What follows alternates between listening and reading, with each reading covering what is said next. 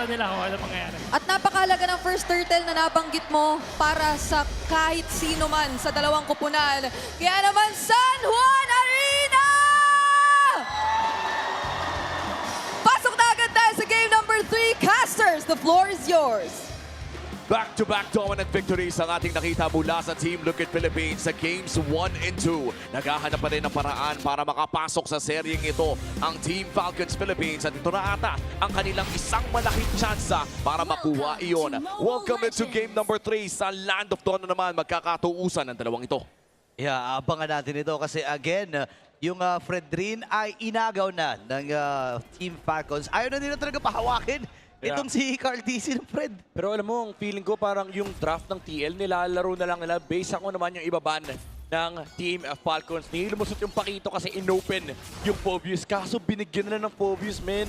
Si Sanford, na kung maalala nyo, ito yung isang araw nagwala sa harap ng Pilipinas. Oo, biruin mo, yung 5-man na Dark Wave ay nakaakibat na sa pangalan ni Sanford. At kung maalala nga natin, hindi lang 5-man yun, kundi 1,000 man. Dahil lahat ng mga taong nanonood sa San Juan Arena nung gabing yun ay napatayo din ng Dark Wave. Pero mukhang si Flap ang mananalo doon sa crab fight. Kaya naman pwede natin ma-expect sa first turtle ay may kalamangan ng Team Falcons. Alam mo, pakiramdam ko, madadagdagan pa kayo yung numero na yan kasi yung mga nanonood din sa bahay ay napatalon din mula doon sa Dark Wave na yun. Pero bibit-bitin ito si Ogwen at pinararamdam lang ni Haji yung hapdi at sakit ng isang Eve lalo na sa early. Oh, and ito rin yung pick na nakita natin na maganda sa kamay ni Haji kahapon. Yeah, and ito yung dahilan kung bakit nakakakuha sila ng mga magagandang team fight. And especially now, it's in a matchup against the Zushin. Kahit yung Super Print, yung Zushin ni Super Prince, kahapon ay nahirapan. Ang question is, ano ang itsura ng Zushin naman ni Sanji na ngayon ay nakasprint, by the way. Oh, iba. Wala pa rin talagang Purify. Pero for Team Falcons, at this point ay mukhang mauuna nga na sila sa pagong na ito dahil na rin sa pangalawang crab na makukuha dito ni Flap. At ito ang malaking kalamangan ang meron sila in terms of pwesto dito sa unang pagong. Yeah. Wala yung level 4 pa na Phobius, di sila pwede magulo. So yung Turtle Prio ay magagamit ang Falcons para simulan kagad yan. Isimula na nga ata sila dito. 5,000 na lang ang buhay ng pagong na ito. Masyado malano si Carlito. Pero sisilipin at bibitawan na muna nila. Precious Fighter nagamit din! Nakadalawa na kagad dito. Team Falcons. Ngayon si Sanji ata magiging next. Pinuntahan pa ni Haji. Iniwas-iwasan na lang. Pa rin ang nagwagi doon sa pagong. Nagkaroon ng extra shield itong si Sanji. Pero mamamatay pa rin siya habang si Carl ay hinahabol ng 3 miyembro ng Falcons. No freaking way! Ang ganda na ng ginawa ng Falcons. Perfect turtle setup. Turtle Prio, 2 XP Crab. Hindi pa nila binanatan yung pagong. Kasi alam nila nanakaw si Carl TZ. Pero sabi ni Carmen, kung gusto niya ng 50-50, sige. At pinatula ng 50-50 na yon at kitang-kita naman ang galaw sa real cooling beast moves ang handcam na hatid ng Infinix GT50 Pro. The GOAT himself using this phone na nakaw ang first turtle. Nanina-nina lamang at lamang pa rin naman ang Team Falcons ng 1,000 sa pagpasok natin ng 3 minuto ng larong ito. Team Liquid Philippines, nakahanap sila ng isang objective despite Team Falcons setting themselves up for success. JP? Okay, tingnan natin si Ogen ay lalapit din naman. Alam mo, classic Hylos Zushin ito. Lagkit na ito, pre. Pero sa late game pa mararamdaman ng Falcons sa problema na yan. In the first few minutes of the game, especially yung window ng early to mid game, medyo malakas talaga yung kanilang tempo, especially with this real world manipulation that can come out from Haji in the fights. So, malaking bagay na nanalo yung Team Falcons sa first turtle objective, especially that they have a Phobius on the side of TLPH. Kasi essentially, ito yung mga windows na nasa-shutdown eh. Oo, mukhang papasukin na nga dito si JP. Si JP ang mabibigyan! Operation Shot ay nagamit din Super Marco ay nakakuha na kagad ng kill habang play si Duel para kay Teddy. Wala siya kasama dito pero makikipagsabayan siya. BMA out! Grabe. Kamuntigan pa itong si Super Marco at wala magiging trade ang Team Liquid. Ulong iya yung region doon. Last possible second. Mula dito kay Super Marco. Bagamat nagamit din ang kanyang flicker. Wala naman natang casualty. Maliban na lang kumapigyan si Ogwen dito. Nagamit pa rin ng Deadly Magic. Buhay ang roamer ng Team Falcons. Lamang pa rin sila ng lagpas 1,000 papasok ng pangalawang pagong. Paano po protektahan ang objective na ito? Well, kailangan talaga mauna yung magkabilang team doon sa pagong. Sino man yung makakauna sa mga bush, malaking bagay yan. Even itong Zushin na usually kaya mang zone mag-isa sa turtle, ay may hihirapan kasi may Eve na nakapasok dito sa river pero nirarush siya. Alam nila wala si Carl TZ dito. Oo nga, Brave Spider ginamit din kagad. Bababa sa 5K yung buhay ng pagong na ito. Ngayon, agawan na lang at wala nga naman si Carl TZ. Makukuha ni Kyle na malaya iyon. Pero pinatutulong-tulungan din si Sanford. Ginamit yung Glorious Pathway para Yung top lane, magkaroon pare. ng pagkakataon. Ito si Sanford na makatakas. Pero si Super Marco, ikipagsabayan kay Carl TZ. Atrasan din muna ni Makmak. Grabe si Marco, tapang nga. Paano nabuhay ang isang carry sa ilalim ng tore na yon with Deadly Magic? Parang kadalasan kapag ganun yung rotation, sure kill na eh. Ano pwede lang niya kagad yung Claude Men. So napababa si Teddy. So yung dive ng TLPH na bawasan. Nung umabot sa punto na magde-Deadly Magic na si Carl TZ, kinailangan ng umalis ng Claude. So Super Marco actually saving himself. Oo, at mukhang itutuloy pa ng side ng Team Falcons. Ang trade naman sa may batangin na si Teddy ang naiwan. Makakapag-BMI pa naman palayo at nariyan na si JP para protektahan ang Team Liquid Philippines Gold Laner. Matagal-tagal pa ang pangatlong pagong ng larong ito pero Team Falcons ay unti-unti papiso-piso nakakalawang kontra sa Liquid. Yeah. And ngayon, parang yung tempo nila ay nagagamit to pressure the mid lane. Sobrang laking bagay nito for Team Falcons kasi nababawasan yung rotation sa inyong ikot ng TLPH. Yung nakita nating pag-force ng Liquid kanina nung game number 1 and game number 2, baliktad yung nangyayari ngayon. Team Falcons naman, yung may capacity mag-force. Pero si ano dito Sanji, hawak niya na naman yung river. Okay, iwas din naman siya. Pero may threat yan Pwede pumasok si Ogun any moment. Haji, nakatabay din. Available ang karamihan or halos lahat ng mga battle spells dito ng Falcons.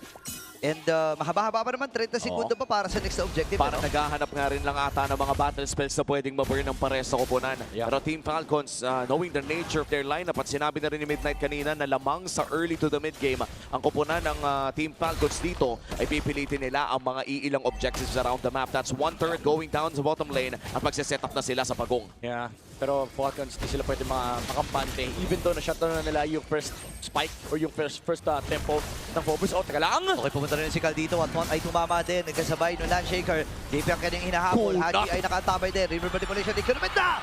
At makakapatay ito si Haji ngayon si Sanford na pinupuntahan nila. Pond ay tatama muli. Nagtatalo na din si Sanford. Pupuntahan niya si Super Marco pero mahapdi na rin ang agad.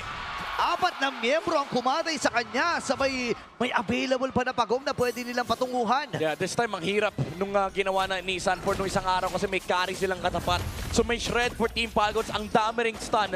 In fact, kahit yung Eve tsaka Fredrin lang parang wala nang galawan kasi pag pinasok mo dyan yung carry, 2 seconds lang, enough na yun para makapatay sila ng isa. Even yung Hylos kanina naramdaman yung shred na meron dito yung Team Falcons. Oo, parang nasa langit ka pa lang bilang Phobius na binibira ka na ng carry. Alam mo na hindi ka talaga bababa ng hindi duguan. Team Falcons, dumoble ang kanilang gold lead 2 minutes ago. Now on 4K for Team Liquid Philippines. Ito ang unang beses na tinapatan nila ang Team Falcons na by 7 minutes ay hindi sila lamang. Silipin natin ang ating Infinix in-game equipment. Mukha namang may panagot na sila doon sa attack speed ng carry. Pero hindi pa rin kasi kayang indahin ng todo-todo. Yeah, ang problema dito again, Liquid, they lost out on all the checklist kung bakit lumalakas yung kanilang mga heroes. Yung Phobius na nawala ng first turtle, yung Harley na hindi makaharap ng pick-off kasi ang daming frontliners ng Team Falcons. Now it becomes a Claude game. Kailangan nilang patabain yung Claude ni Teddy. Oo, matagal-tagal na rin naman nilang ginagawa ito yung Teddy Claude na nakita natin during the regular season ng paulit-ulit. Depensa sa mid lane ng kanilang magiging call at madedepensa naman nila ang tore na yon. So far, hindi pa rin nakakahanap ang Team Liquid Philippines ng una nilang kill sa larong ito at papalapit na po tayo sa 10-minute mark. Si Teddy ay makikita muli ni Kyle at nang bobrusko na nga si Kyle sa loob na kanilang gubat. Pinapahirapan talaga yung itaas pero dito sa gitna may nagaganap din. Sasama na si Cortigi. River Manipulation nagamit na rin ni Haji dito at maiipit din yung mga miyembro dito ng Team Liquid Philippines sa may flex. Dito pwede nagamit na! Dito ni Telly Super Marco ay nakakuha na rin yung sa itaas sa bahagya. Si Carl ay nakabawi din naman habang sasama na si Super Makmak. Siya yung inaabot talaga ng si Falcons dito. Makakataka si Kyle pero sasama na si Carl. Sanford with a kill. Ngayon si Super Marco ay makikipagsabayan din. Bakit hindi nakatakaya? Lumapit pa itong si Carl. Kasama ni Teddy. Si Haji ngayon ang kanilang kinitil. Pero makakapatay din naman itong si Haji at naka-trade din. How do you find a winning trade ng behind ka ng almost 5K? Pinuhos lahat, men. Ito yung problema kapag kalaban mo yung TLPH. Sobrang tapang nila. Na-burst down nila, na-shred. Oh, teka lang. No. Gwen? Aray ko.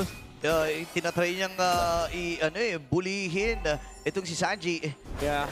And kung titignan natin itong replay na ito, ginamit lahat ng skills dito sa Hylos, pati na sa Povius. And look at Sanji, pumesto sa gilid. Siya naman yung naka-cover dito, hindi maka-free hit yung ibang members dito ng Team Falcons. And late din dumating si Super Marco. So TLPH found a window, an opportunity to actually fight back. They brought in the numbers. And nakahanap sila ng mga gandang angulo. Si Carl TZ na-enable yung kanyang damage kasi nawala na yung mga front lines. For the side of Team Falcons, ang laking bagay ng pang-zone ni Sanji sa gilid. At napakalaking bagay din ng Lord na ito dahil maliit na lamang ang gold lead ng Team Falcons. Kailangan nila makuha ito para ma-reclaim ulit ang nawala kanina-dina. Pero nasa magandang pwesto ang Team Liquid. Reset muna ang call para dito sa Team Falcons. Divine Glaive secured para kay Carl at papasok si Kai. Lumapit na si Carl dito habang si JP atras. Ngayon, tinamaan ng stun ito si Flam. Kaya niya ba makasurvive? Parang hindi na nga ata kasi free hit. Ito si Teddy sa may place. Ito yung ginamit din niya. May ibigin si Sanford. Nagamit yung precision shot. Makakataka si Carl at si Teddy.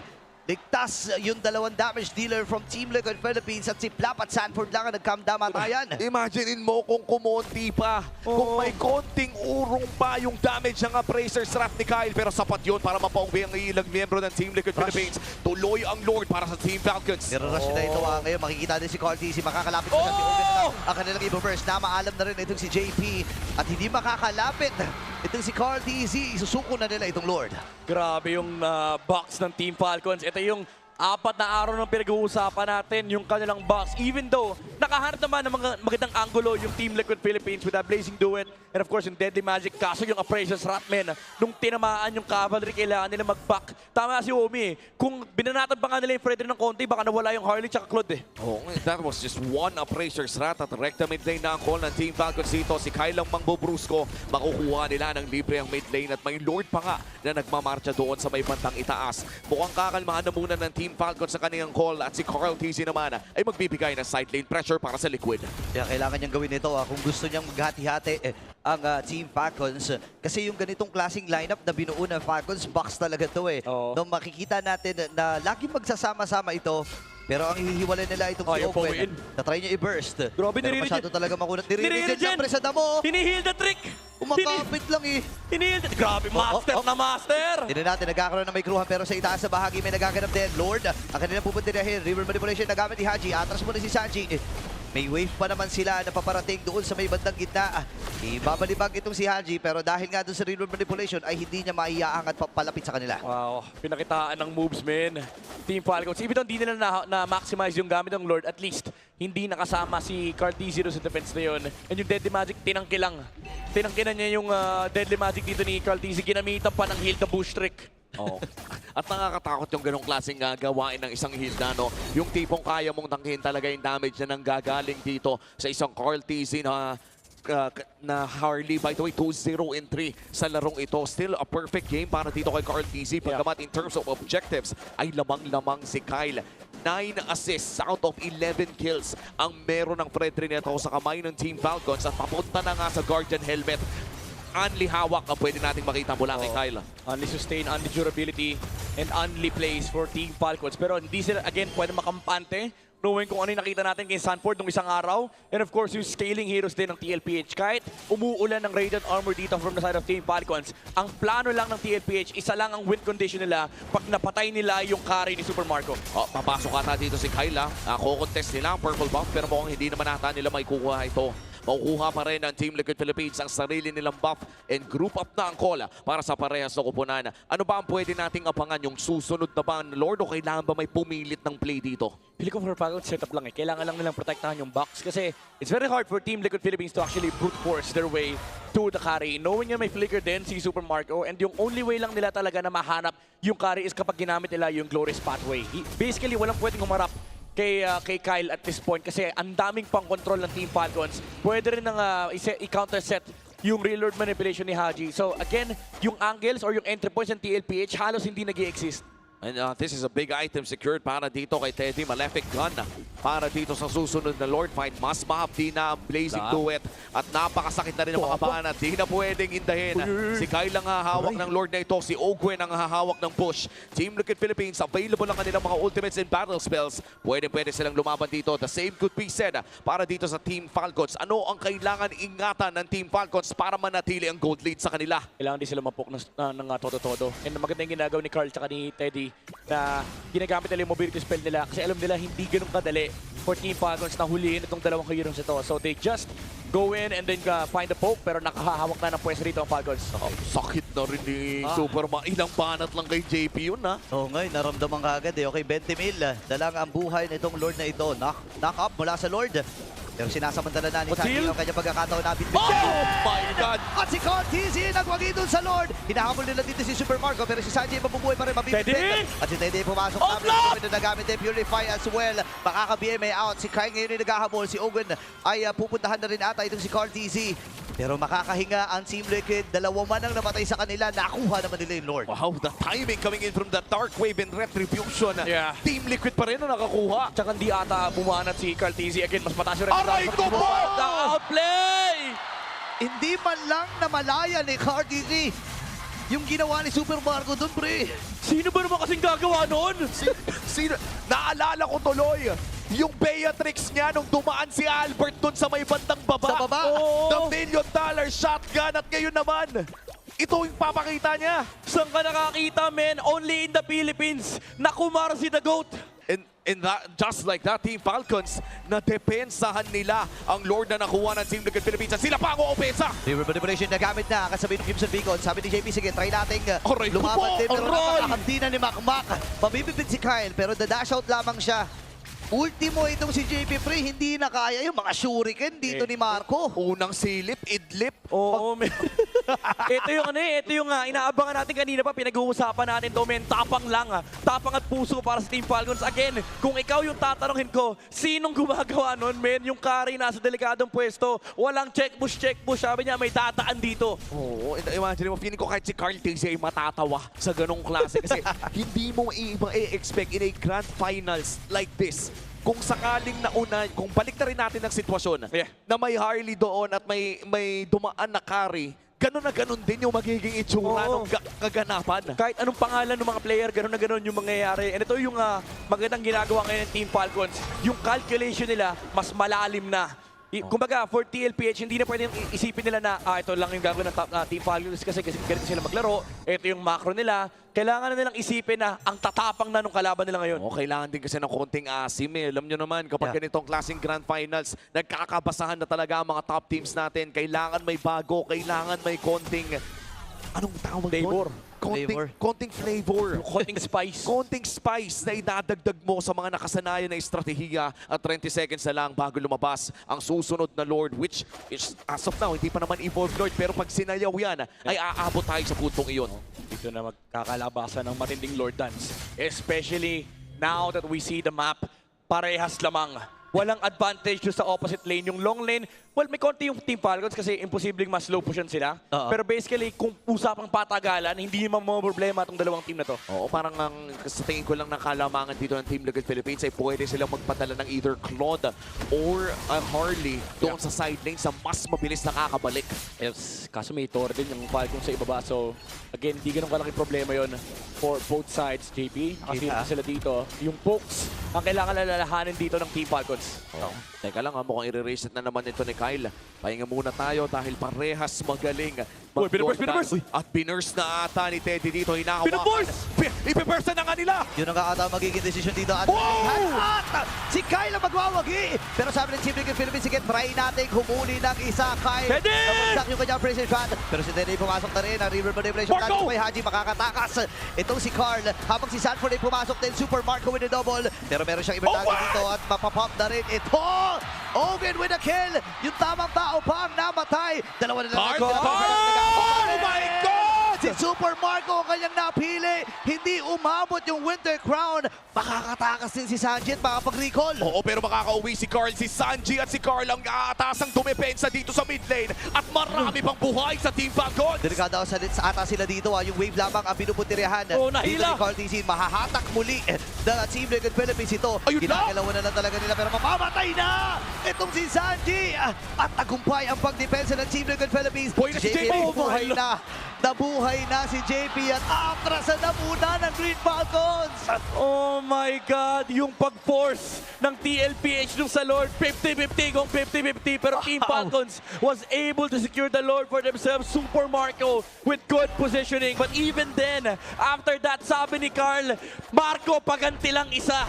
At mamapanood natin sa replay kung paano nga pa pumuesto ang Team Falcon sa laban na iyon. Good retribution coming in from Kyle. But look at Super Marco. Ang daming naghanap sa kanya dito. Ang daming nagsubok na patayin siya. But a timely wind of nature plus a flicker puts him in a great place. At nakabuli pa ata ng immortality habang nangyayari ang lahat ng yun. Yeah, tsaka kailangan din natin bigyan ng commendation dito si Flap. Yung mga land shaker niya, kanina pa maganda yung tinatamaan. In fact, yung previous team fight, tinamaan niya ng land shaker si Teddy. And I think it's the same scenario dito sa larong to. Tinamaan niya rin ng land shaker si Teddy after the Winter Crown. So nahirapan siyang pumesto dito for the Claude. And after that, nung ginamit niya na yung BMI pabalik, wala na siyang pang re-engage. And dun siya hinabol ni Ogun with the flicker. Kaya naman nawala yung Claude. But again, Carl Tizzy, finding the carry behind the lines. Sobrang importante nun kasi kung hindi niya napatay yung carry, may puntos na ang Team Falcons. That's true.